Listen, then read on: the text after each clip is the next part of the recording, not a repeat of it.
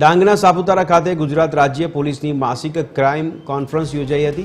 DGP વિકાસ સહાયની અધ્યક્ષતામાં Maharashtra Gujarat border ખાતે પ્રથમવાર ક્રાઇમ કોન્ફરન્સ યોજવામાં આવી હતી।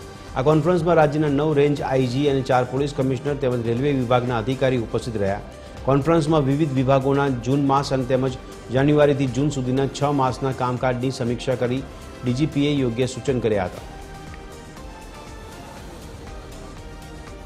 આ ક્રાઇમ કોન્ફરન્સમાં ગુજરાત રાજ્યના 4 પોલીસ કમિશનરેટના પોલીસ કમિશનર્સ તેમજ 9 રેન્જ વડાઓ અને એ ઉપરાંત રેલવે રેન્જના વડા ઉપસ્થિત રહ્યા હતા અને ગુજરાત રાજ્ય પોલીસની અલગ અલગ પ્રકારની જે કામગીરી છે એ કામગીરીની સમીક્ષા કરવામાં આવી અને ભવિષ્યમાં આનો શું રણનીતિ હોઈ શકે, શું સ્ટ્રેટેજીસ આપણે નવી અપનાવી શકીએ, જે ચેલેન્જીસ છે એ ચેલેન્જને ધ્યાનમાં રાખીને શું અલગ અલગ પ્રકારની સ્ટ્રેટેજીસ અપનાવી થાય છે તે અંગેને ખૂબ ઊંડાણથી આ ક્રાઇમ કોન્ફરન્સમાં ચર્ચા કરવામાં આવી।